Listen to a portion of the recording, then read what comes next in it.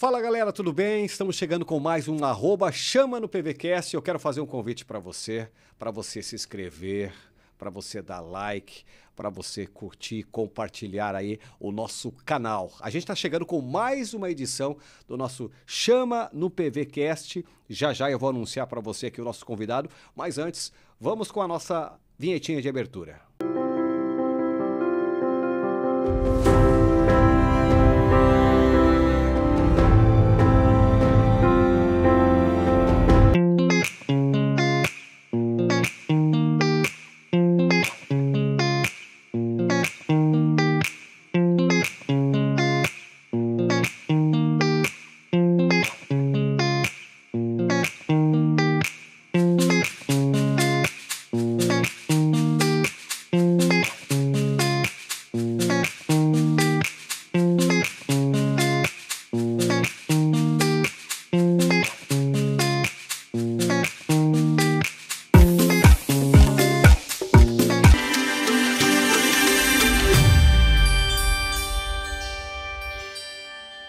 Fala galera, tudo bem? De volta então, né, com mais uma edição do nosso Chama no PVCast. Hoje o nosso convidado, Coronel Jefferson Schmidt, coronel da Polícia Militar de Santa Catarina. Mas a gente não vai falar só de segurança não, tá, gente? Vamos falar vários assuntos aí, inclusive vamos falar um pouquinho de futebol, principalmente arbitragem de futebol com o Jefferson. Quero aproveitar aqui e agradecer os nossos apoiadores, os nossos patrocinadores, Colégio Margiros, um abraço lá para o professor Sérgio Margiros, e também Camelódromo de Balneário Camboriú, mandar um abraço para o Nelson Oliveira. É um prazer, nós estamos recebendo aqui Jefferson Schmidt, coronel da Polícia Militar de Santa Catarina. É um prazer receber você aqui. Várias vezes a gente conversou aí na rádio, mas nunca tivemos uma oportunidade de estar batendo um papo aqui no nosso podcast. Primeiramente, um agradecimento muito especial para você por ter me convidado a vir hoje aqui. Para nós é de suma importância, né? Porque nos aproxima cada vez mais da população, e isso é importante tanto como na minha atividade policial militar, como um próprio cidadão aqui da cidade. Ô Jefferson, eu gostaria que você falasse um pouquinho, até a intenção desse nosso podcast é justamente a gente bater um papo, falar um pouquinho de segurança, falar dessa tua história, essa tua trajetória também na arbitragem, mas eu gostaria que você falasse um pouquinho da sua história de vida, né? Quem é o Jefferson Schmidt, onde você nasceu e como você chegou, traçou todo esse caminho até ser policial militar e depois se tornar coronel. Uma história gigante, né? Porque já estou com 55 anos aproximadamente, agora em outubro estou completando isso. Eu nasci em Porto Alegre, né? Me criei até os 8 anos lá e depois eu vim para Santa Catarina, onde eu morei ali na Grande Florianópolis, na cidade de São José, mais especificamente no bairro de Barreiros, na frente do Campo do América. Então foi a minha primeira ligação propriamente dita com o futebol. Participava das escolinhas do América, jogava no infanto, no juvenil, depois eu fui para o primeiro. Segundo time, aliás, do América. E aí foi quando eu fui, né, para a Polícia Militar. Encerrei aquela parte de atleta, né, de jogador, de clubes. E entrei na Polícia Militar. Na Polícia Militar, na Academia da Trindade, a gente concluiu o curso. E no final do último ano eu fiz o curso para árbitro de futebol. Foi uma situação que houve na academia, onde nós passamos a ser obrigados a ter o estudo obrigatório ou fizesse um curso fora. E então eu fui fazer o curso de árbitro de futebol. Antes de entrar na academia de Polícia Militar, eu trabalhei como vigilante noturno, haja visto eu ter saído do Exército, tinha servido o Exército. Aí, você serviu em Florianópolis? Servi em Florianópolis no 63 BI e depois trabalhei 2 anos aproximadamente como vigilante noturno no Colégio Aderbal Ramos da Silva, ali no Estreito mesmo. Certo? E aí foi o período que eu ficava estudando também para poder passar no concurso público. E o concurso público que eu queria era o da Polícia Militar, né? Então eu passei para o CFO na terceira tentativa e me formei em 94. Em 94 eu fui para Chapecó, depois de Chapecó em 97, perdão. Eu vim para Curitibanos, 99 eu vim para Balneário Camboriú. E em Camboriú me estabeleci com minha família, em Balneário Camboriú com a minha família, mas trabalhei em toda a região. Eu tenho passagens por Itapema como comando, eu tenho passagem como comandante de Camboriú também, tenho passagem Navegantes, subcomandante, passei depois para Jaraguá do Sul, fiquei um tempo em Jaraguá do Sul, voltei para Itapema, né? E fiquei trabalhando na região, até que eu fui a tenente-coronel e fui transferido para Blumenau. Blumenau eu dei um tempo na regional, 2 meses, e depois eu assumi o comando do 10º Batalhão, onde eu fiquei 6 anos praticamente, entre comando de batalhão e comando regional. Retornei para Balneário Camboriú, onde sou o comandante regional hoje, com 17 cidades. Nós estamos fazendo um trabalho de valorizar e atuar de forma igual nos 17 municípios, sem dar aquela valoração, porque um tem mais habitantes, um tem mais vitrine, um sai mais na mídia, do que propriamente aquele outro que é um município menor. Então nós estamos dando tratamento igual a todos os municípios em termos de polícia militar. E a nossa região é uma região segura. Santa Catarina é um estado seguro? Assim, ó, nós temos o Anuário Brasileiro de Segurança. Ele já vem sendo feito aí já uma década e meia, mais ou menos. Santa Catarina sempre esteve entre os mais, tanto em nível de cidade como em nível de estado. Ultimamente, nós estamos assumindo a primeira colocação, né? Tanto em cidade quanto em estado. E essa cidade com critério de 100 mil habitantes. Nós temos um outro ranking, que é de 250 mil habitantes, de 200 mil habitantes, e o de 500 mil habitantes. Que aí entra no de 200, vai entrar ali Criciúma, Florianópolis, e no de acima de 500 estaria entrando Joinville, né? Blumenau também entra, aliás, Joinville e Florianópolis entram nesse de 500 e 200 mil lá, Criciúma e Blumenau estão também no ranking, mas não estão nas primeiras posições. Perfeito. Ô Jefferson, eu quero voltar um pouquinho lá na tua história, né? Vamos falar um pouquinho então da tua infância e da tua adolescência. Os seus pais eram de Porto Alegre? Sim, sim, a família toda de Porto Alegre, só o meu irmão que depois nasceu aqui, né? Aham. E eu era um piá levado, né? Briguento, sempre fui de brigar na rua, tudo. Mas estudei no Colégio Elis Andreoli, um colégio particular ali em Barreiros, né? Onde eu conheço hoje muitas pessoas que estão hoje influentes nas cidades de Florianópolis, São José, estudaram no Colégio Elis Andreoli, né? Como também algumas estudaram também no Catarinense, que foi um colégio também que botou muitas pessoas ilustres na cidade de Florianópolis, né?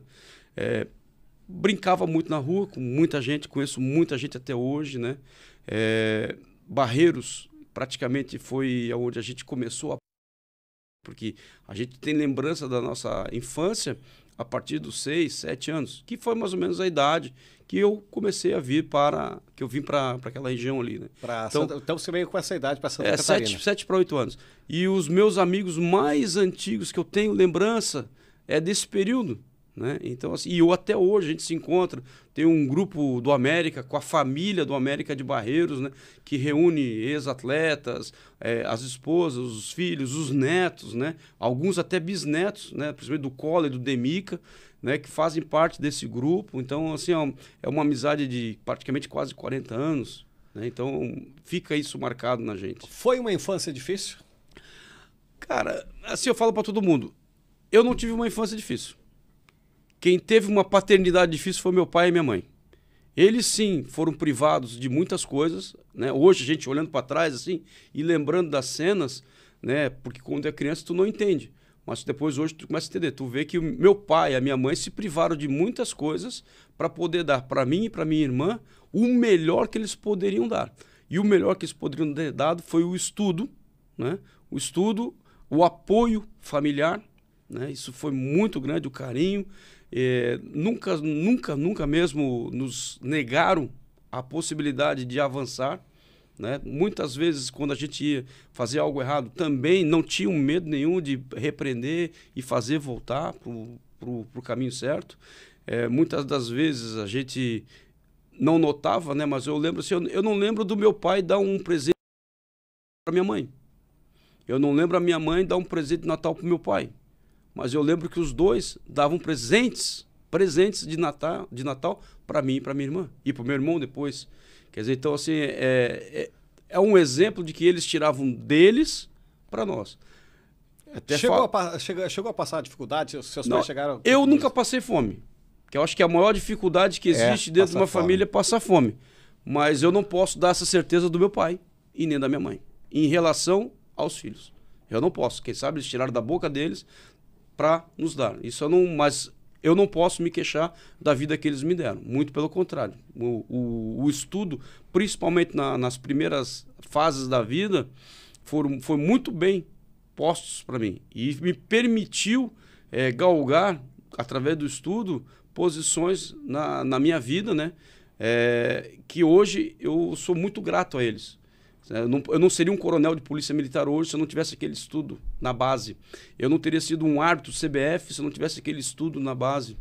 Eu não poderia ser um cara envolvido que discute cidades se não tivesse conhecimento e não tivesse o estudo que me foi dado lá na base. Porque esse é o norte que foi dado. A educação é primordial na vida de uma pessoa.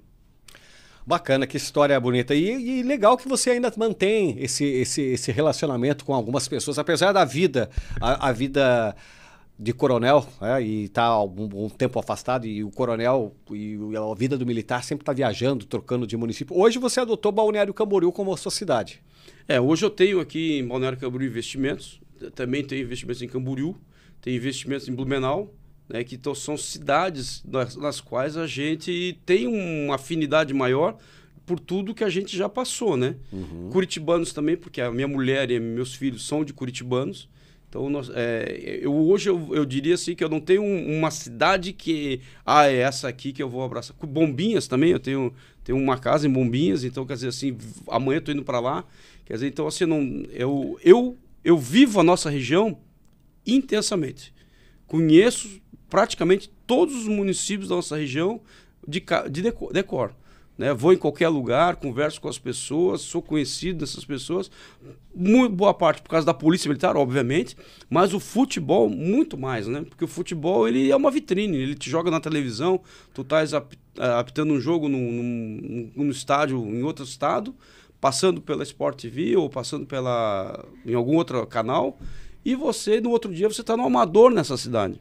Então, se não tem uma cidade daqui também que eu não apitei o jogo de futebol amador, né? Então, isso traz as pessoas para você. Então, vamos voltar um pouquinho lá na base, né? Você falou muito bem, né, dessa educação que você recebeu na base, que você sempre teve aí, os seus pais sempre deram essa prioridade, tanto para você e para sua irmã estudar. Nessa base, né, nessa fase que você veio para cá 7, 8 anos, a gente, quando é garotão, moleque, gosta de bater uma bolinha. Demais. E aí, com certeza, era o futebol. E você... O que você jogava? Você chegou a jogar futebol? Joguei muito. Muito. Qual a posição? Na rua, joguei na rua. E no campo de futebol eu era ponteiro esquerdo. Ponteiro esquerdo. Só que, claro, todo mundo tem azar na vida, né? Rivelino teve azar na vida porque tinha Pelé. Outros não tinha porque tinha Zico. Outros não tinha porque tinha Maradona. Outros tinha...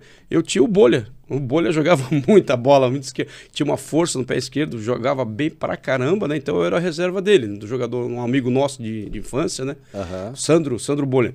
E jogava muita bola Já mesmo. pensou até em ser profissional? Já passou por jamais, jamais. Nunca passou para mim ser um atleta profissional, porque o futebol, para nós naquela época, não tinha esse profissionalismo que hoje tem.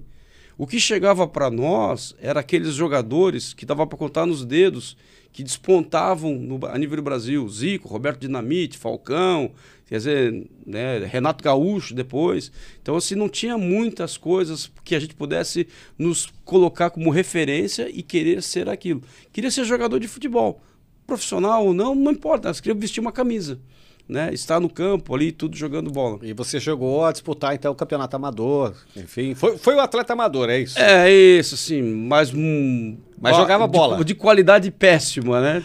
O que me salvou no futebol foi a arbitragem. Pois é. E aí chegou aquele momento... A arbitragem... Para todo mundo surge um convite, né? Como que surgiu esse convite para você? Você mesmo falou que dentro mesmo do próprio da academia, né? Quando estava se preparando da Polícia Militar, surgiu essa oportunidade desse curso, né? Mas antes mesmo do curso, antes mesmo da academia, você já passou pela sua cabeça apitar? Não, de hipótese alguma. Na verdade, assim, ó, não foi um convite, tá? Foi uma obrigação, uma saída pela tangente, porque quando eu sou do período da academia, que eram 4 anos de... Cara, se tu não andasse na linha lá dentro, tu não... E como era o meu espírito...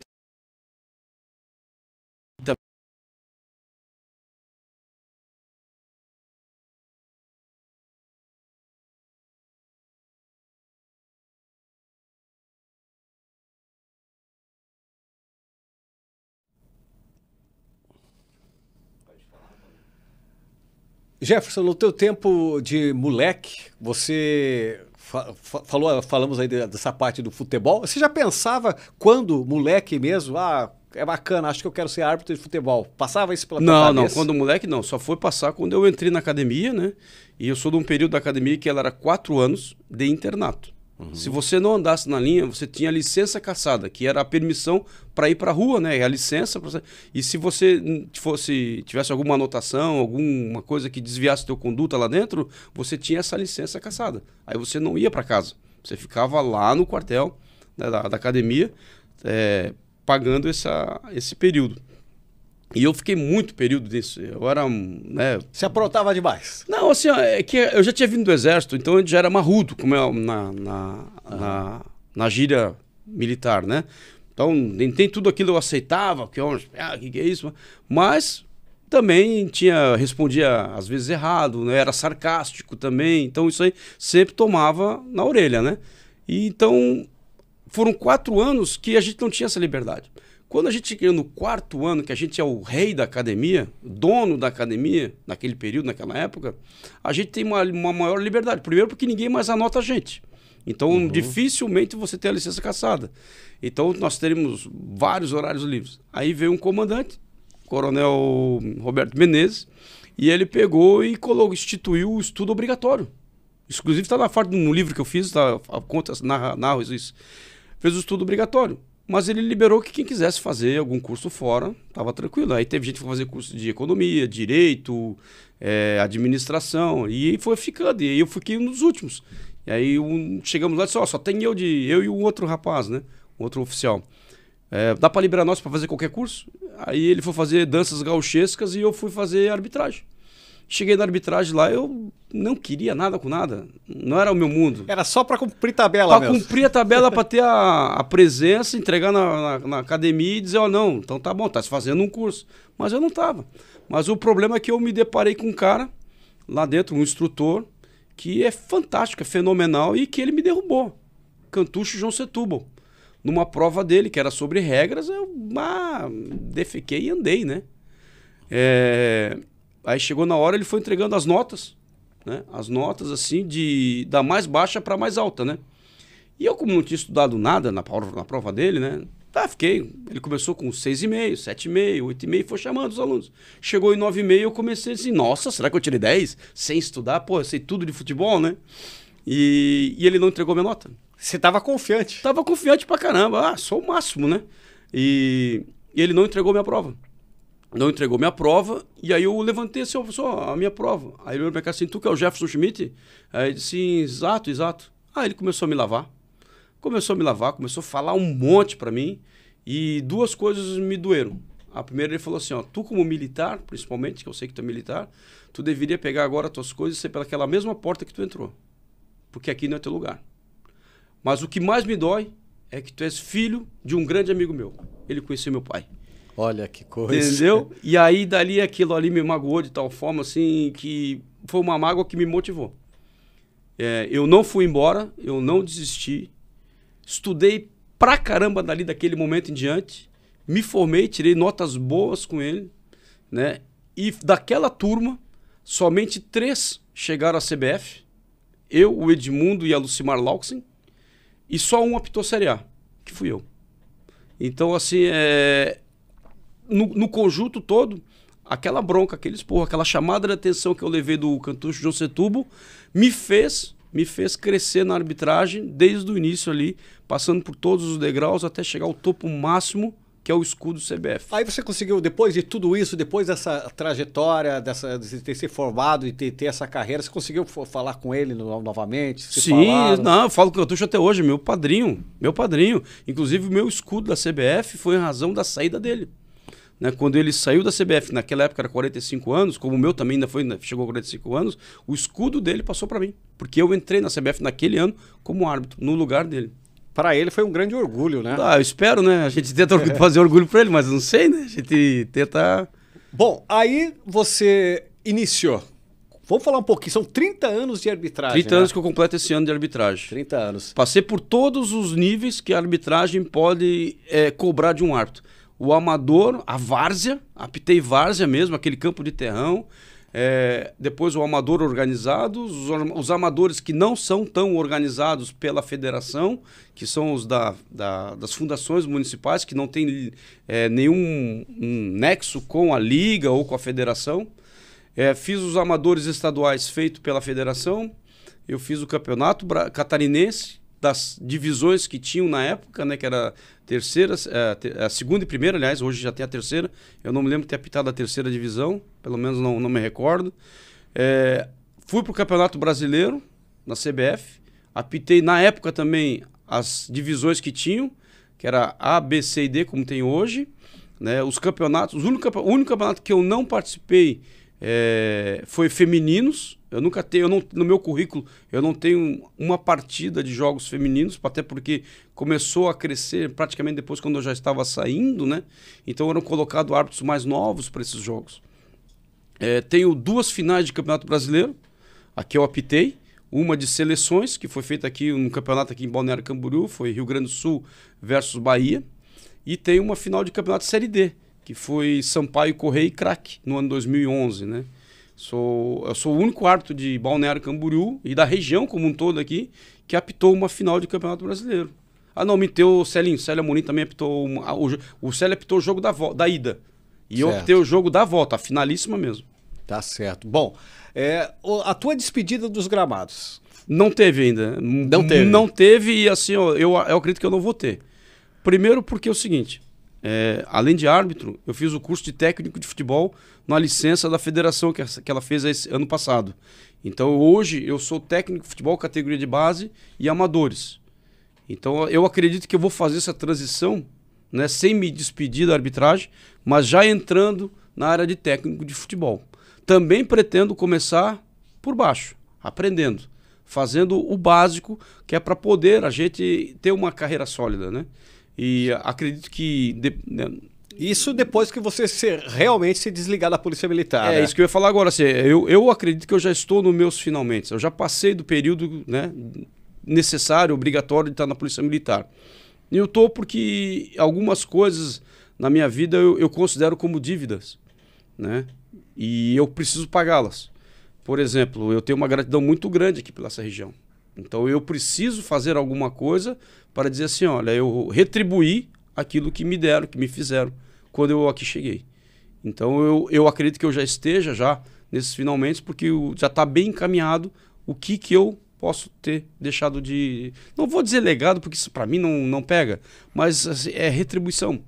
É gratidão que eu tenho com as cidades daqui da nossa região.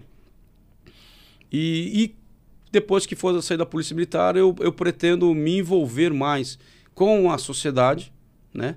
Eu tenho canais para isso, eu tenho o esporte, tenho as ações sociais, que a gente faz parte de entidades filantrópicas, e também temos o outro viés, que é o mais um político, que a gente está participando de decisões, de ações, de movimentos sociais, para que a gente possa cada vez mais criar essa simbiose de harmonia com quem a gente vive. Bom, mas então você tem o próprio objetivo, então, de ser, né, técnico de futebol. Eu vejo no esporte hoje o caminho mais forte, o caminho mais aberto para que eu possa dar continuidade. Até mesmo porque na arbitragem tu precisa treinar, mas treinar muito o corpo, certo? E eu com 55 anos eu já não tenho mais a estrutura muscular para que a gente possa ter aquele mesmo nível, né, de performance que tinha quando eu tinha de 25 até 40 anos, que era quando a gente estava no auge da carreira de arbitragem. Perfeito. O Jefferson, você citou aí vários momentos. Antes da gente entrar, falar um pouquinho também dessa tua parte de escritor, falar um pouquinho do livro, eu gostaria que você... e claro, vou falar Vou escrever mais um livro agora. Vai escrever mais um livro. E vamos falar também um assunto aqui. Rapaz, a pauta é tão grande, claro que a gente vai falar um pouquinho de política, né? Vamos falar um pouquinho e até essa situação.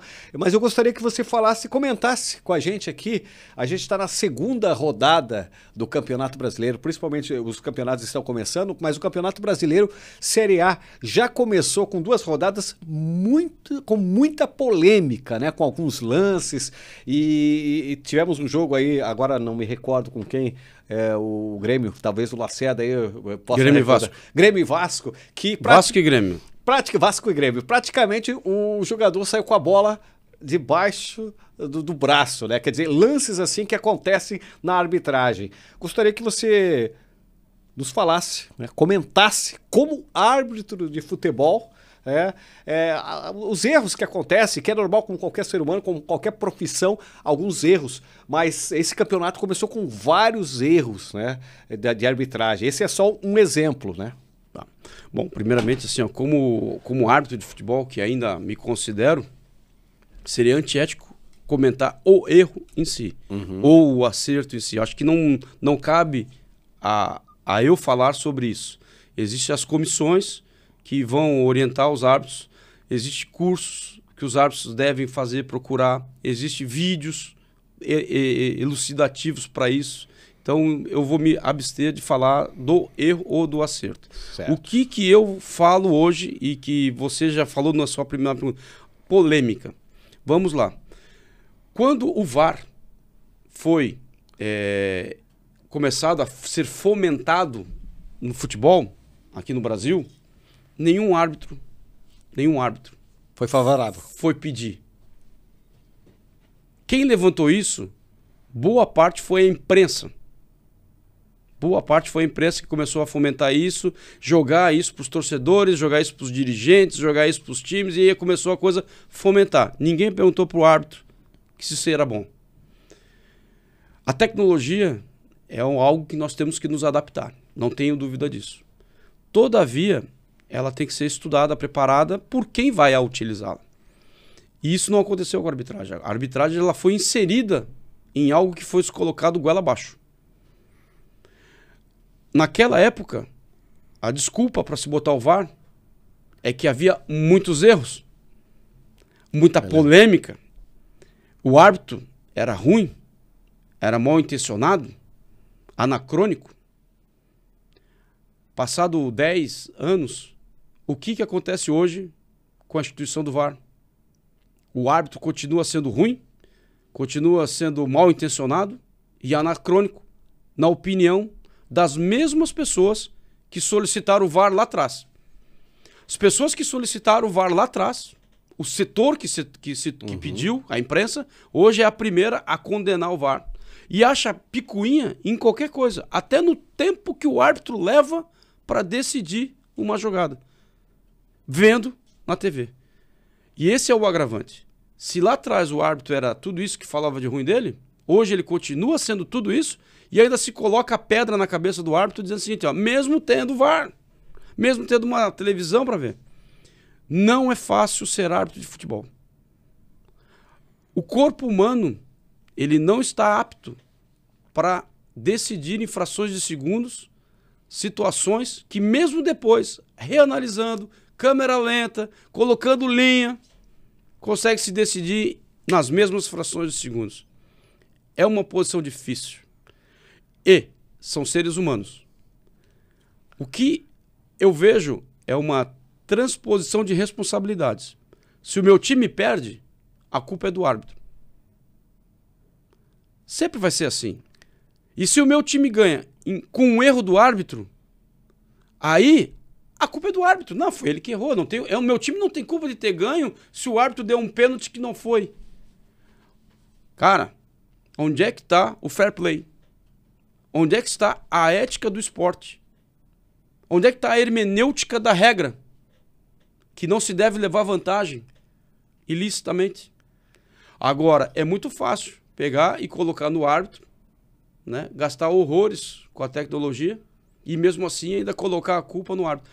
Antes do VAR, árbitros nossos eram colocados na geladeira. Com o VAR, árbitros continuam indo para a geladeira. Ou seja, qual foi a mudança? Para quem que foi a mudança? É um assunto bem discutido e os principais, né, que seriam aí a arbitragem de um modo geral, como você falou, tiveram que engolir goela abaixo. Uma outra pergunta, que eu já falava lá atrás, sem conhecer inteligência artificial. Certo. Tu sabes o que hoje nós estamos falando aqui, gravando aqui? Se um bom designer gráfico pegar, ele vai colocar aí o rosto de alguém, aqui o outro rosto de alguém, a voz de outro e vai levar. Será que, não vou dizer que isso aconteça, futuramente, hackers para esse tipo de imagem também não vão conseguir ter programas que em questões de segundos modificam imagens? Colocação de ângulos? Eu tenho minhas dúvidas, não estou dizendo que isso aconteça, muito pelo contrário, não estou sendo leviano. A minha preocupação é futura, né? O que pode acontecer lá no futuro? Olha só, resultados manipulados por sites de apostas. Não pelo site, perdão. Não é pelo site. É por pessoas que chegam no site e querem ganhar vantagens ilícitas, né, com manipulações de resultados. E essa manipulação de resultado pode nem chegar no campo, sabe? É só na parte eletrônica ali mesmo, né? De algumas coisas. Insere lá uma premiação. Sabe? É uma coisa assim que isso virou um campo que não tem controle. Não tem controle. E a minha preocupação é que isso continue sendo colocado na conta do árbitro, né? Eu respeito completamente a opinião dos outros, sei que a tecnologia está aí, nós temos que aproveitar, nós temos que avançar até mais, só que eu vejo um perigo muito grande nisso, se não tiver controle. Porque continuam ainda colocando a culpa nos árbitros. Tem narrador que deveria ter VAR para a narração dele. Ou seja, quando ele fala lá que o árbitro tem que dar desconto no final do jogo, nós temos que pegar e mostrar de novo. Esse narrador não sabe nem o que é a regra do jogo, porque não se dá desconto, se dá acréscimo. Mas ele vai lá e fala inúmeras vezes nos jogos deles. Vamos ver quantos descontos eles vão dar, quanto de desconto. Quer dizer, o cara não sabe. Se nós colocássemos o VAR nele, também nós ia mostrar o erro dele. Mas isso não acontece. Só acontece quando é para botar dedo na moleira da arbitragem. De um modo geral, a imprensa, né? A imprensa fomentou e causa essa grande polêmica aí, principalmente a que trabalha aí com a crônica esportiva. Ô Jefferson, teve algum momento aí na sua carreira, nesses seus 30 anos de arbitragem, mesmo que você pare, poxa, eu fiquei em dúvida naquele lance, poxa, eu errei naquele lance, ou eu acertei realmente, fiquei na dúvida? Sim, tem inúmeros. E assim, o que a gente tem que ter o preparo psicológico para não deixar que isso interfira no momento seguinte, dali para frente. Errei, pronto, segue o jogo. Entendeu? Quantos jogadores erram? Quantos torcedores erram? Né? Torcedor que vai pro campo para xingar a arbitragem, para xingar o jogador, também não é um erro? Não é falta de conduta pessoal isso aí? Então, quer dizer assim, né? A gente não pode... errei, pronto, bota o rabo entre as pernas e fica quietinho. Não, vamos pra cima, negão. Vamos pra cima e vamos terminar esse jogo pra pegar o outro jogo e outro jogo. É assim que tem que ser o árbitro de futebol. Como também tem que ser o atleta. Se o atleta perde um pênalti, imagina o que tá passando na cabeça lá do Renan, lá, o jogador do Inter que perdeu o pênalti na final. Tu acha que hoje ele tá lastimando isso? Ele pode até lastimar. Mas ele já tá com a cabeça erguida, já vai pra outro jogo, ele vai buscar a titularidade dele e vai jogar. Vai perder de novo, né? Porque o Inter tem que perder. Eu penso assim, né? Tá certo. Você é gremista, né? Opa, agora, hoje eu posso dizer abertamente, né, que eu sou campeão. Gremista qualquer um pode ser. O Grêmio topava, certo. O Grêmio Operário, todo mundo eu sei que é gremista. Agora, campeão é o Grêmio. Heptacampeão. Agora tu perguntou assim, se eu já tive... Mas o melhor que eu levo da arbitragem até hoje... Eu sou um cara que gosto muito de agradecer e retribuir aquelas coisas que as pessoas me fazem de bem. Eu já retribuí muitos árbitros, o próprio Cantucho, o Bezerra também, que me ajudou muito, o doutor Delfim me ajudou demais, né? Em termos de oportunidades, né? A parte técnica, Cantucho, Bezerra, me ajudaram bastante. Os próprios outros árbitros da minha geração, Juliano Bozano, Paulo Henrique de Godoy Bezerra, José Acácio, João Fernando, Mauro de Lima, são todos, Edmundo mesmo, meu grande amigão, Iolando Marciano Rodrigues, me ajudaram bastante também a formar o árbitro que eu fui, né? Mas o mais bonito que eu fiz até hoje na arbitragem, a gratidão maior que eu tenho, é quando eu fui apitar no Maracanã. E quando o Maracanã estava apagando as luzes depois do jogo, eu fui até o centro do jogo, lá onde a bola fica, e liguei para minha mãe. Agradeci para ela tudo que ela fez por mim e disse para ela que naquele momento eu estava no Everest do futebol. Ou seja, no ponto central do Maracanã, que é simbolicamente, né, o nosso grande Everest mundial. Era o Wembley e também o Maracanã, são dois estádios que todo mundo gostaria de jogar, todo mundo gostaria de arbitrar um jogo. E eu cheguei lá. Eu consegui chegar lá e consegui ligar para minha mãe. Não falei para meu pai já era falecido, né? Mas eu agradeci a ela tudo que ela fez por mim, né? E eu estava com a minha missão dentro da arbitragem concluída de objetivo. Dá para ver bastante a essa emoção, principalmente quando você se refere aí da sua... Você já falou do seu pai, né? Que na época, então, já era falecido. Hoje, a sua mãe ainda, você tem a sua mãe? Tá viva, a velhinha tá viva, me incomodando um monte ainda. Não, eu amo ela, pô. Que bacana aí essas histórias. Bom, eu queria saber de você, para a gente pular nessa parte escritor, só uma pergunta. Teve algum fato assim inusitado, engraçado que aconteceu com você? E eu fiz essa pergunta até para um outro árbitro, tá, de futebol, o Weber. E ele falou de um lance que não tem como não cair numa gargalhada, né? Dele apitar, que o Rogério Ceni estava fazendo uma cena de tirar o Rogério Ceni, pedir a maca para tirar. Não existe isso no futebol. Se tirar o goleiro e tal, né? O goleiro tem a permissão de ser atendido dentro do campo. Pois é. Aconteceu um lance engraçado dentro ou fora? Ou, bom, você mesmo sendo... policial militar já na arbitragem, a gente sabe que também o árbitro de futebol, ele passa por violência também. Se deixar, a torcida, tem torcedor que quer ir pra cima e tal. Aconteceu algum momento engraçado ou algum momento de apuro? Eu tenho várias histórias, meu Deus, se olhar na internet vão encontrar muita coisa minha. Vão encontrar algumas coisas, né? Mas algumas assim que você... Desde de briga de soco mesmo, de sair na porrada, porque...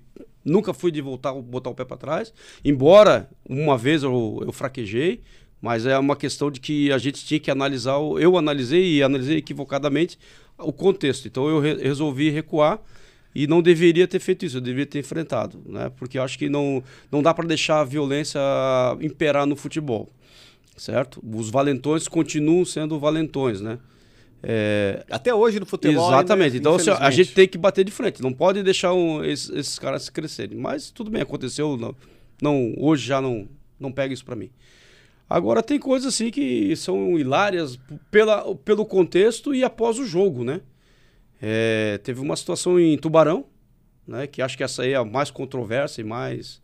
Onde eu tava com a Nadine Bastos, que hoje é comentarista na televisão. E ela era minha assistente. Então, pô, o vestiário do campo lá era horrível. Porta aberta no bacio. Então, não tinhas como lá usar com a Nadine no teu vestiário, pô. Né? Então, eu saí do vestiário para procurar um lugar, um banheiro, né? E encontrei um ambiente lá e entrei, beleza. Tô ali, tranquilo, vendo o celular. E me entra um monte de gente gritando e babá, bibi, babá. Eu travei a porta, né? Obviamente, né? Aí quando eu travei a porta, logo em seguida veio alguém, botou uma mão na maçaneta e viu que tava trancada. Aí ele falou, só tem gente aqui. Aí o cara, aí ó, tem gente aqui dentro. Bicho, começaram a chutar a porta, começaram a jogar lixo, tudo ali pra dentro, tudo em cima de mim. Tá legal, vou ficar quieto. Me arrumei, saí, quando eu abri a porta, quem tinha entrado era o time visitante. Fazendo essa bagunça toda. Não, fazendo. E eu já tava com a meia, eu tava de chinelo, meia, a bermuda de árbitro, né? E quando eu cheguei ali, um dos dirigentes me reconheceu, né? Um ex-jogador famoso aqui em Santa Catarina. Ele disse, porra, Jefferson, desculpa a gente pensou que era um torcedor, que era gente. Não, não tem desculpa. O jogo vai começar 1-0 para mim. Podem ter certeza. Não deu outra. Virou uma merda o jogo. Eu fui pro jogo lá com 5 minutos, eles já tinham um expulso e 3 caras pendurados no cartão amarelo. E falei pra eles, se eles continuassem a fazer qualquer coisa, eu ia botar pra rua mesmo. Porque o que eles fizeram lá comigo dentro do vestiário, não deveria ter feito. Eu não deveria estar no vestiário? Talvez, mas eu não sabia que eles iriam para aquele vestiário, porque não tinha nenhuma informação, não tinha nada. E existem outros vestiários também naquele campo. E geralmente ali não era o do visitante. Certo? Então foi um jogo ali que realmente eu levei. Aí depois, né, eu ainda fiz porque como árbitro, o cara tem que relatar tudo, né? E eu relatei isso tudo. Até mesmo porque, pro dirigente ou pro atleta, não sair depois na imprensa falando asneira e criando uma versão inverídica. Então eu falei exatamente o que aconteceu. Tá na minha súmula, tá na internet isso aí, quem quiser olhar. Entendeu? E assim vai. Tem muitas coisas assim que a gente passou. Passou, né? E aí até chega a ser engraçado, né? Mas até porque não pode, né?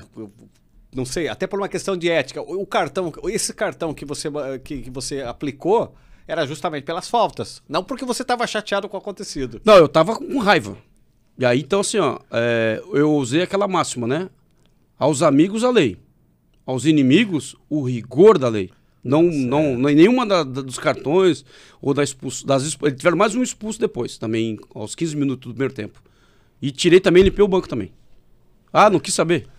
Entendeu? Mas é que é o seguinte, cara, não dá pra passar pano nisso. Tá certo. Entendeu? Tá certo. Nenhuma coisa eu fiz arbitrariamente, eu fiz dentro da regra. Mas foi aquele negócio, né? Aos amigos, a lei. Aos inimigos, o rigor da lei. Então, se eles não tiveram respeito com a pessoa que ele estava lá naquela situação, então não caberia eu ter o respeito para com eles também. Vamos lá. Da arbitragem, vamos falar um pouquinho dessa tua vida de escritor, né? Você estava falando do livro, vai lançar um outro livro, mas vamos falar um pouquinho do primeiro, né? O primeiro livro que eu lancei foi sobre arbitragem, né? Eu peguei a árvore genealógica do árvore genealógica arbitral, dos árbitros que faziam parte da CBF no ano de 2015, se eu não me engano. Não, minto, perdão, foi lá 2005. De 2005. E a pergunta era básica. Da onde você veio? Quem que te trouxe para a arbitragem? Quem foi o árbitro que te convidou ou te ajudou? Foi teu pai na arbitragem, por isso que é uma árvore genealógica. Aí cada um dizia, meu pai foi fulano. Né? Aí eu ia lá naquele lá e perguntava, quem que foi o teu pai? E assim ia perguntando até acabar. E aí então nós fizemos uma linha, né? E nós tivemos a coincidência de que dos 12 árbitros CBF que nós tínhamos na época lá, todos eles vinham de 2 árbitros, José Carlos Bezerra e Yolando Rodrigues, que é o pai do Yolando aqui de Balneário Camboriú. E o Bezerra, quem trouxe ele foi o Yolando. Então o grande pai daquela geração de árbitros foi Yolando Rodrigues, um árbitro gaúcho que trabalhou na Federação Gaúcha de Futebol, foi CBF, veio para Santa Catarina, pertenceu ao quadro de árbitros catarinenses, também foi CBF por Santa Catarina, e o filho dele, o Yolando, que fez parte da pesquisa, também foi árbitro catarinense e foi árbitro CBF, certo? Então esse foi o livro, né, que a gente fez. O segundo livro eu fiz agora há pouco com o Dr. Adilor e o Coronel Pelosato, comandante-geral da Polícia Militar, que fala sobre ordem pública e como nós podemos, dentro da ordem pública, usando a legislação, criar políticas públicas que possam melhorar o combate e a defesa contra a violência à mulher.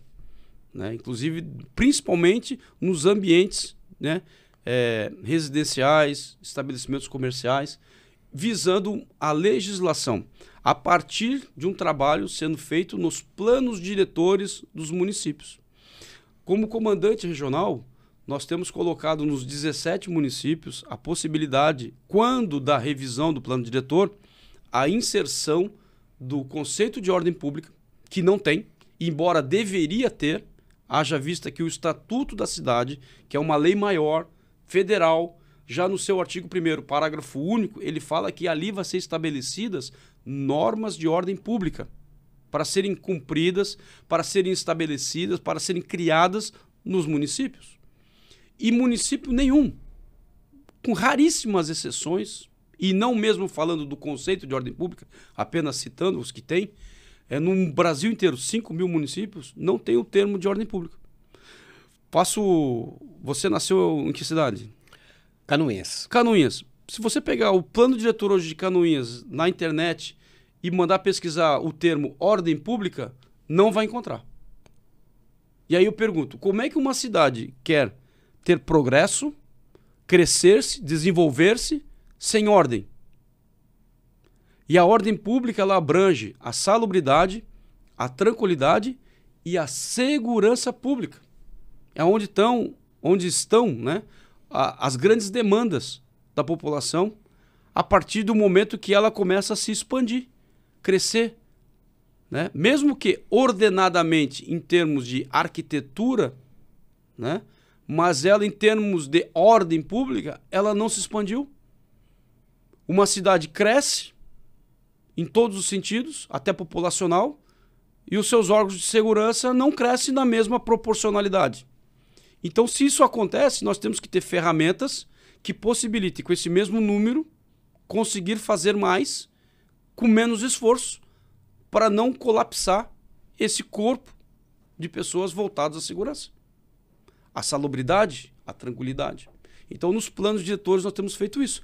E hoje, no Brasil, podemos citar que o plano diretor de Itajaí é inédito e é o primeiro mesmo a ser criado nesta linha de pensamento, de crescer a cidade com todos os seus vértices, com todos os seus vetores econômico, social, educacional, infraestrutural, mas também com a observância da ordem pública. Itajaí é o primeiro. E agora vão começar a sair legislações de ordem pública que vão sanar muitas demandas que outros municípios não estão conseguindo, muito pelo contrário, estão sendo obstruídos por órgãos federais, certo? Inclusive com ameaça de multas, e que Itajaí vai poder fazer isso dentro de uma senda muito legalista, que é o que está dentro do plano diretor, que é a lei maior para um município, além da lei orgânica. Então, esse é um trabalho que nós estamos fazendo, e então o livro, esse primeiro livro com o doutor Adiloro e o comandante-geral, Coronel Pelosato, ele visa tratar uma possibilidade de dar políticas públicas melhores para combater a violência contra a mulher. Que bacana. O livro foi lançado recentemente. Sim, foi lançado na Univale ali, faz o quê? Uns 2 meses, né? Mais ou menos, com o doutor Adilor, o coronel comandante-geral não pôde estar. E agora eu estou fazendo um outro livro, né? Inclusive esse outro livro eu vou fazer um preparo melhor. Quanto tempo você levou nesse segundo? Eu levei da minha parte 3 meses para fazer a revisão bibliográfica, para colocar o pensamento que a gente queria chegar, os TCCs que eu reuni de pessoas que já passaram por cursos superiores e elaboraram os trabalhos de conclusão de curso sobre essa área. Tem uma tese de mestrado do Coronel Zelindro também, que eu peguei para colocar ali. A Constituição Federal, que é a Carta Magna, a Constituição Estadual, os planos o Estatuto da Cidade, os planos diretores existentes na nossa região, o que eles falam ou deixam de falar. E aí nós fizemos essas propostas em cima e colocamos no livro, né? É um livro que eu acredito que também vai ser muito polêmico, porque é algo novo, diferenciado. Não tem uma literatura nessa área. Pode ser que a partir disso comece a haver um debate maior, né? E o outro agora que eu estou fazendo, inclusive vou fazer um webinário semana que vem para as pessoas que quiserem entender do que vai tratar o livro, né? E eu vou responder perguntas que me mandarem sobre ordem pública. Muitas pessoas confundem segurança pública com ordem pública. E tem uma diferença grande? Ela tem uma diferença grande, mas nós temos também ver que tem semelhanças. Por quê? Na teoria dos conjuntos, a segurança pública ela está contida na ordem pública. A ordem pública tem outros vetores além da segurança. Tem a salubridade pública, por exemplo, que é o quê? A higiene, a ordem sanitária da cidade, por exemplo, a tubulação, o esgoto, né, que está na tubulação, a água que chega canalizada, tratada, né, o tratamento desse esgoto, isso tudo fere a ordem, compõe a ordem pública. E a partir do momento que você não tem isso nos municípios, isso é um exemplo, quebra a ordem pública. Porque vai começar a trazer doença, vai começar a trazer animais pesticiosos para a cidade, barata, rato e outros vermes por aí. Então isso tem que cuidar. A tranquilidade. Hoje, todo mundo tem a ideia de que Balneário Camboriú e região são seguras, certo? E isso permite que a pessoa tenha uma tranquilidade de andar nas ruas, nas vias, em qualquer lugar daqui, em qualquer horário, porque tem não tem essa sensação de medo. Isso traz tranquilidade para a pessoa. E outra coisa de tranquilidade que eu quero dar um exemplo. 5 de abril agora fez 1 ano daquele fatídico dia em Blumenau, onde 4 crianças foram mortas, um ataque a uma creche. Em Blumenau houve uma comoção que a gente hoje tem que entender como para o fato, para o ato que aconteceu, é relevante mesmo, é normal que acontecesse aquilo ali, que as pessoas ficassem comovidas, que fossem para frente da escola, né? E houve uma quebra da ordem pública por falta de segurança. Concorda? Justamente por ter essa manifestação dos pais, né, da população. Não. Houve uma quebra da ordem pública por falta de segurança, porque pessoas foram mortas. Na escola. Quebra de segurança. Quebra de segurança. O que aconteceu num período de 2 a 4 horas no estado todo? Todos os prefeitos suspenderam as aulas nas escolas municipais. O governador suspendeu as aulas na rede pública. E não foi única e exclusivamente em homenagem ao que aconteceu lá. Pelo contrário, foi porque houve uma quebra da ordem pública no aspecto da tranquilidade. Porque passou nas redes sociais e vários noticiários a falar sobre aquilo que aconteceu em Blumenau. E queira não, ou queira sim, as pessoas lendo e recebendo essas imagens, essas informações, elas começam a ter inferências. E a maior inferência que os pais tiveram é de não levar os filhos para o colégio. Aliado a isso, ainda veio as fake news. Olha, eu vi um cara fantasiado de palhaço com uma faca na mão indo em direção ao colégio tal, na cidade tal. Isso apavorou, tirou a tranquilidade. Então isso foi uma das razões principais para que os agentes políticos corretamente suspendessem as aulas. E automaticamente começaram a tomar medidas que já deveriam ter sido tomadas, né? Como justamente a segurança, como contratar um vigia, um segurança particular nas escolas. Aí eu vou entrar numa outra senda da Polícia Militar, que eu vou te dizer. Em 10 minutos, a Polícia Militar prendeu o indivíduo. Prendeu o indivíduo que fez aquele fato odiento lá. Em tese, as pessoas entenderiam que o trabalho da Polícia Militar terminou ali, né? Ela prendeu o bandido. Pronto, resolveu o problema. O que aconteceu? A Polícia Militar está até hoje de cabeça nesse problema. Nós passamos para todos os professores, em todas as cidades, para os professores, a grande maioria, esmagadora mesmo, o protocolo FEL. Fugir, esconder-se e lutar. Para todos os professores, funcionários das escolas. E ainda continuamos fazendo isso. Em menor grau, porque agora quase todos já passaram por esse treinamento. Nós estamos colocando policiais militares nossos, de acordo com a capacidade que nós temos, nas escolas. Escolas contrataram vigilantes. A ordem pública, a segurança pública encerrou-se quando foi preso o indivíduo. A ordem pública ela continua sendo manutenida, principalmente pela Polícia Militar até hoje, pelo aspecto da tranquilidade, não só o da segurança. A segurança é o dia a dia, cartesiano, mas o tranquilidade, que não é cartesiano, não é x mais xy, né? No aspecto da matemática, ela continua hoje sendo necessária para que os pais continuem com vontade, tranquilidade, sem medo de levar os filhos para escolas. Você citou muito bem, né? Justamente, a segurança, ela nunca deixou de existir. Isso. Agora, a ordem pública... Ela é quebrada todo dia, toda hora. Vou dar um outro aspecto de quebra da ordem pública? Simples. As ruas não têm numeração correta. Nós temos uma casa aqui, que é a casa número 2, aí do lado dela está a 10, a 20. E aqui está com a 30 já, ou 45, ou 50 do outro lado. Ela não são todas, mas algumas não seguem esse caminho. Isso quebra uma ordem pública. Por quê? Porque existem inúmeras situações que são embasadas em cima do teu endereço. E hoje, por exemplo, com os golpes aplicados na internet, como também as coisas boas, as compras pela internet, elas são cadastradas em cima do endereço da pessoa. Existe uma situação em Blumenau que eu nunca tinha visto em lugar nenhum do país. Ruas com placas amarelas. Ela não tem nome, ela não existe no tablado do município e as pessoas não recebem correspondência, ela tem que botar um ponto de referência lá embaixo do morro para poder ir lá pegar a correspondência dela, porque ela não tem um endereço, não tem uma dignidade. E a dignidade humana faz parte da ordem pública. Um outro exemplo, essa quantidade de fio nos postes caindo, esse emaranhado, essa poluição visual que existe, quebra da ordem pública também, porque aquilo ali é salubridade.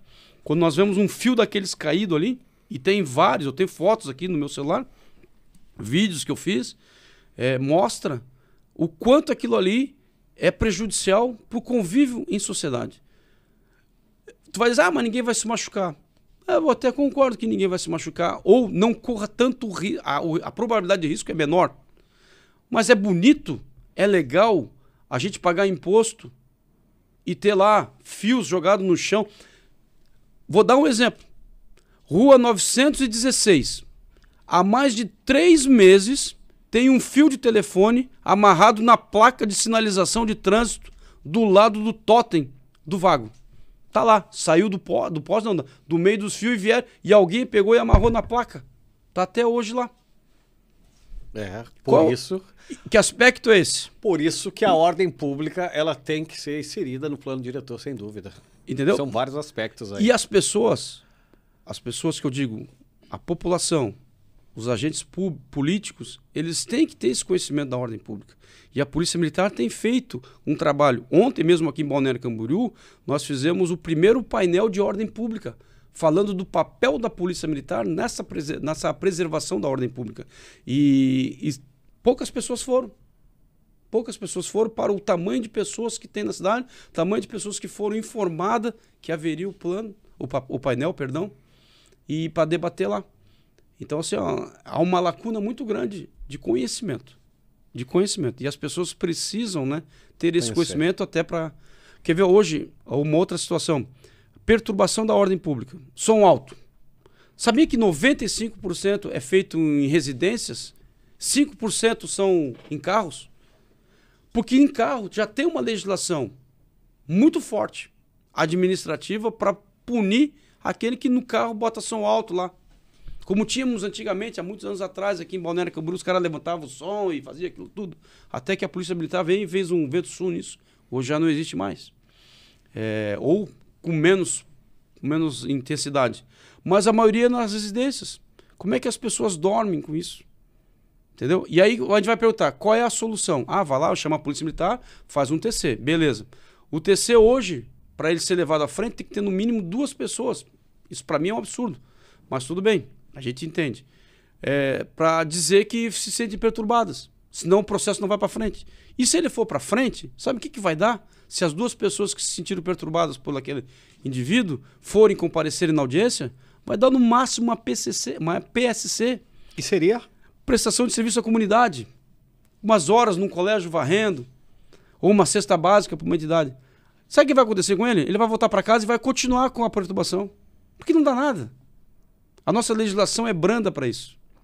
Não se faz justiça social. Agora, no nosso entendimento, se tiver no plano diretor que a função social da propriedade urbana ela deixa de ser cumprida quando tu quebra a ordem pública, passa a ser passível do município fazer uma multa para esse indivíduo. Eu entendo que uma multa bem alta, não adianta botar uma multa de 100 pila, 200 pila, que vai cair na insignificância e não vai ser feito nada. Tem que ser uma multa alta, para que se o cara não pagar, o município tenha condições de entrar na justiça e valer a pena.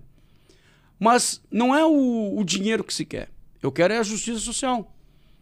A gente espera que nessa lei, além da multa, como se tratar de primeira vez, ele possa ter o infrator o direito de cumprir um determinado período, comprovando mensalmente de que ele não mais perturbou, que ele não mais quebrou a ordem pública, através de um documento que ele possa extrair na Polícia Militar, né, que nós temos lá condições de ver isso, pelo endereço dele, e ele deixar de pagar essa multa a partir de um período, um ano.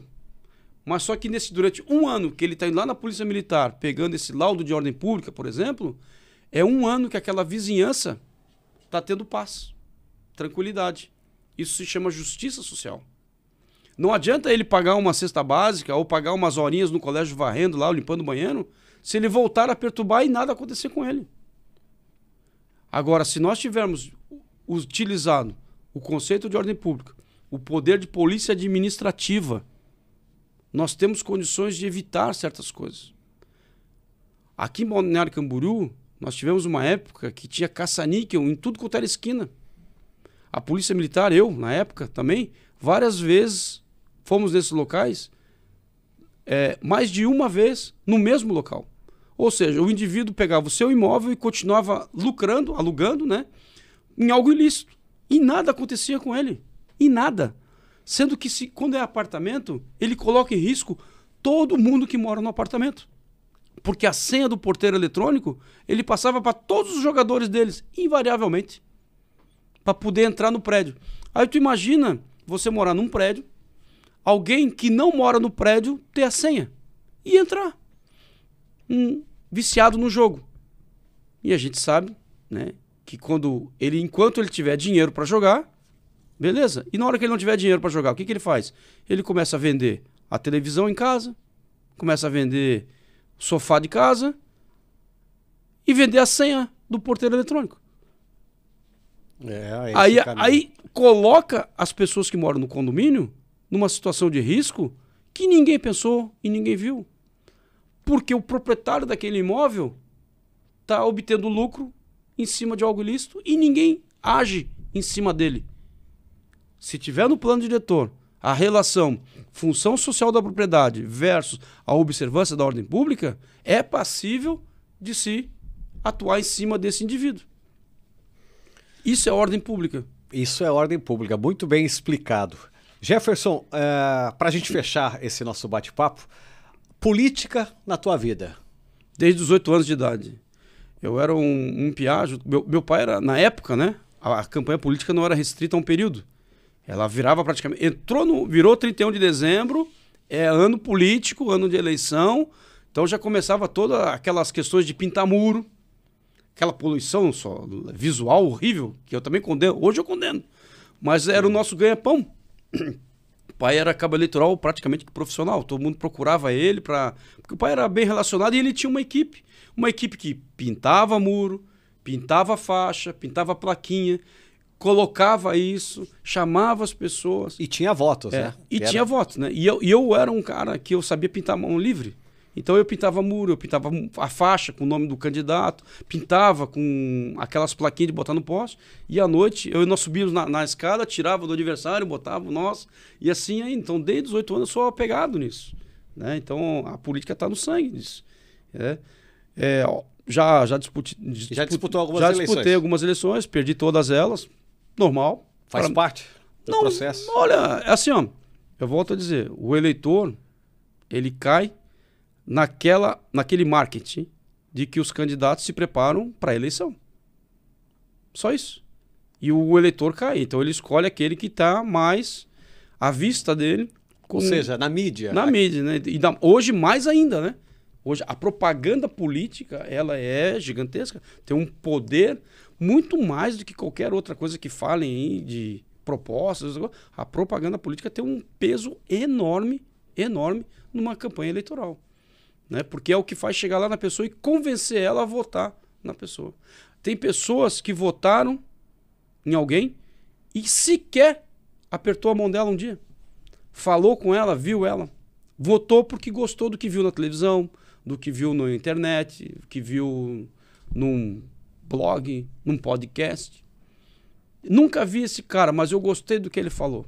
Vou votar nele. Vou votar nele. Tu viu a propaganda? A música? A música? Hoje, ainda bem que está praticamente proibido isso, né? Mas ainda tem. Não é proibida a música, mas é proibida a execução dela em alguns lugares, que a legislação bota muito bem claro isso. Mas você vai lembrar a música do Claudinho? Desculpa fazer propaganda pro meu amigo aqui. Mas a música dele pegou. Lembrar. Não Pegou. tem, a música dele pegou aqui em Balneário Camboriú de uma tal forma que, pô, né? Então, assim, é um marketing bem feito. Um marketing bem feito, Bom, né? E tem uma outra realidade também, né? Apesar desse fundo partidário que a gente tem, que é distribuído para os partidos, tem também o poder aquisitivo, né? O poder aquisitivo de alguns candidatos e um grupo que às vezes, né? E isso não falo só em prefeito, não. Vamos falar uma realidade aqui. A gente pode ter um exemplo aqui como Balneário Camboriú pode ter pré-candidato a vereador que pode gastar 50 mil, como pode ter candidato que pode gastar 500 mil. Que é uma realidade também. Assim, mas aí a gente tem que prestar bem atenção na legislação, né? CNPJs foram abolidos nas eleições. Nenhum CNPJ, a gente vai ter uma mudança grande. Nenhum CNPJ, já vem de algumas outras eleições, nenhum CNPJ pode fazer parte de campanha. Né? Se for, tem que estar marcado ali a notinha fiscal, porque ele só pode como comércio. Comercializar alguma coisa, vender, eu vendi panfleto, eu vendi santinho, fiz um vídeo, mas doação de CNPJ não pode. Né? Então tudo isso agora é no CPF. E mesmo assim no CPF ainda tem regras. Né? Ele só pode destinar uma determinada porcentagem do que ele declarou no imposto de renda no ano passado, no ano anterior, referente aos seus ganhos. Ele não pode extrapolar, ou seja, recebeu num ano, declarou lá que ele teve proventos de 300 mil reais. Como é que ele vai declarar depois que ele doou 500 mil reais se ele levou um ano inteiro para receber 300? Como é que ele vai tirar 500 mil? De onde que ele vai tirar 500 mil para doar para um candidato no seu CPF? Não pode. Entendeu? Isso aí a legislação é muito rigorosa nesse sentido. Então tem que ter esse cuidado bastante. Mas tem gente que ainda acredita nessas campanhas milionárias que acontecem pela nossa região aí, né? Eu não posso falar nada pelos outros, eu posso falar por mim, né? Por você, tá certo. Bom, você foi candidato, foi pré-candidato.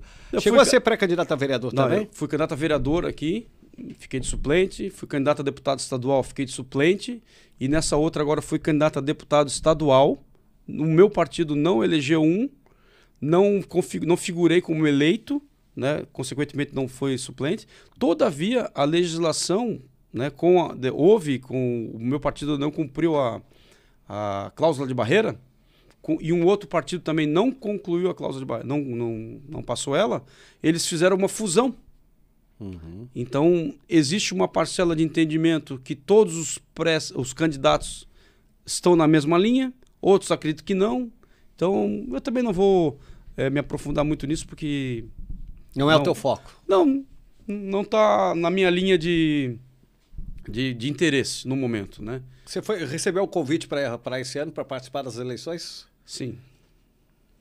Não quis sair como pré-candidato a vereador? Eu recebi convites e também recebi intimações, né? Me vieram, olha, precisamos de ti, e aí eu colaborei dentro daquilo que eu podia colaborar, né? Sem interferir na minha vida, tanto particular como a vida profissional, mas ficou restrito a isso por enquanto. Bom, aquele prazo de se descompatibilizar, você como policial, para pré-candidato a vereador, já passou. Então não existe a possibilidade mesmo de você ser pré-candidato. Mas de repente uma pré-candidatura aí à prefeitura. Vamos esperar passar o prazo de desincompatibilização para poder dizer para ti assim que sim ou não, né? Tá certo. Esse prazo é 6 de junho, né? 6 de junho. Então ainda até lá tem muita coisa para acontecer, então. Em todos os lugares do país tem muita coisa para acontecer. acontecer. Muita coisa para acontecer. Bom, uma visão, rapidinho, então, aqui eu vou aproveitar para a gente finalizar. Hoje, e eu não quero citar só Balneário Camboriú, eu quero falar de um modo geral. Hoje, alguns nomes já são apresentados como pré-candidatos a prefeito. Mas o que acontece é que até junho, não sei se é julho, agosto, pode se trocar ainda, pode se mudar esses nomes. Pelo cenário que vem se desenhando aqui na nossa região, alguns nomes já foram citados. Eu vou dar um exemplo aqui. Você acredita que realmente haja ainda alguma mudança? Vou dar um exemplo claríssimo aqui para você. Eu vou falar de Balneário Camboriú. Hoje nós já temos alguns nomes definidos que podem ou não ser trocados. Você acredita nisso? Acredito. A política é muito dinâmica, né? Muito dinâmica. E o período que hoje nós nos encontramos, né? A população, a sociedade como um todo, é o de pré-campanha. Né? Então, aquelas pessoas que desejam... Você pode fazer até uma pré-campanha de um pré-candidato exatamente. Não vai ser. A lei permite isso. Eu vou calcar a minha opinião aqui em cima do que a legislação preconiza. Nós podemos, como eleitor... Né, que todos nós somos eleitores. Vamos nos colocar nessa posição assim, como eleitor. Todos os nomes estão sendo postos, estão cada um cumprindo com a legislação. Aqueles que têm que se desincompatibilizar se desincompatibilizaram. Aqueles que tinham que se filiar num partido que ele queria ou que era melhor para ele já se filiou. Né? Agora vem a parte de fazer a informação que ele é um pré-candidato, que ele tenha o desejo de estar nas eleições, de competir, informando o seu eleitor, o grupo no qual, em tese, ele representa. Né? E o grupo que eu quero dizer assim, não é um grupo de fulanos ou ciclanos. É assim, ó, por exemplo, vou pegar se fosse eu. Quando a pessoa olha para mim, ela olha o quê? Segurança pública, ordem pública, esporte. Porque essa é a minha senda. Não adianta eu querer vir e dizer que eu vou ser o salvador de determinado setor que eu não pertenço. Eu não pertenço, então não adianta. Então, esse momento agora da pré-campanha é para dizer exatamente... os pré-candidatos dizerem, né, para o seu público-alvo que eles têm a pretensão de ser os seus representantes legais a partir de um pleito eleitoral. Ou seja, né, mostrar aí a sua bandeira, né? Uma das suas principais bandeiras. Isso vai fazer com que possa mudar, né? Algumas pessoas emplaquem, outras não emplaquem. É o falar do balão de ensaio, né? Uns podem vir, que ninguém dava nada, e nesse período da pré-campanha ele estoura. Eles não, esse cara aí, ele vai, que bom. É o que pode acontecer. Como podem acontecer daqueles que são lançados com muita pompa e não ter o agrado do eleitor e ter que o partido verificar que ele vai ter que ser substituído e botar outro. Isso não é o caso exclusivo de Balneário Camboriú, não. É de todos os 5 mil e poucos municípios que tem no país, porque a política é dinâmica. Hoje ela está consolidada, amanhã ela pode ter uma outra consolidação. Muitos personagens podem ter ideias, porque a política é o mundo das ideias, né? E ideias que possam mudar o fato. Perfeito. Quero agradecer aqui ao Jefferson Schmidt, coronel da Polícia Militar, árbitro de futebol, né? Apesar de ainda não... Eu perguntei para ele aí sobre a despedida dos gramados, ele falou que ainda não aconteceu e pode acontecer, mas claro, continua com o trabalho de árbitro, seja em palestra, sendo no curso. Sou instrutor do curso de formação de árbitros da Federação Catarinense de Futebol com o Sinafesc, né? Então continua com esse trabalho e quem sabe aí, futuramente, lá na frente, quando ele se desligar realmente da Polícia Militar, né? Quando ele... a reforma, né? O policial militar, na realidade... Não, ele vai para reserva. Reserva. 5 anos depois é que ele vai para reforma. Ah, tá certo. Quando for para reserva, aí sim pode também desenvolver o seu outro trabalho também como técnico. Jefferson, foi um prazer demais conversar com você. É sempre um aprendizado, né? Porque a gente fala de tudo um pouco e aprende de tudo um pouco. Quero agradecer você aqui no nosso Chama no PVCast e numa próxima oportunidade. E vou fazer o convite para você, tá? Numa próxima oportunidade, o nosso próximo bate-papo vai ser na rádio. Tá bom, obrigado. Também a recíproca é verdadeira, também a gente aprende bastante aqui conversando. Me coloco à tua disposição para qualquer coisa, né? Tanto na cena da Polícia Militar, como comandante, que aqui ainda estou. Também na área do esporte, que eu sei também que tu gosta bastante, tá? No futebol, principalmente, estaria à disposição. As pessoas que estão nos vendo também. O meu perfil é muito fácil de encontrar, sou Jefferson _Schmidt. Estou à disposição de todos. A minha vida é realmente essa interlocução com as pessoas, né? Valeu demais você que nos acompanhou aqui no @chama no PVcast. Vou agradecer aqui a produção, Joaquim Lacerda, o Erivelto, o pessoal do portal Fala Litoral, mas eu quero fazer um convite para você então, tá? Quero agradecer aqui o Colégio Margiros e quero agradecer o Camelódromo, mas antes eu quero que você vá lá nas nossas redes, compartilhe, curta, dá o like, mas é importante, tá, que você se inscreva também, tá bom? A gente volta em uma outra edição do nosso @chama no PVcast.